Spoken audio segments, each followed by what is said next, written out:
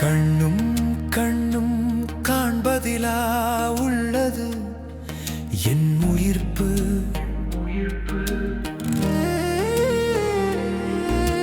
விரலும் விலாவும் தீண்டுவதிலா உள்ளது என் உயிர்ப்பு.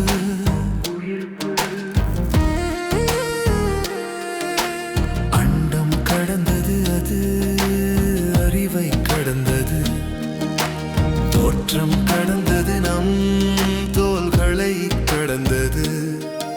என் உயிர்ப்பும் உன் உறவும். தோமா, என் தோழா, நம்புகிறாயாய் கூற்றை?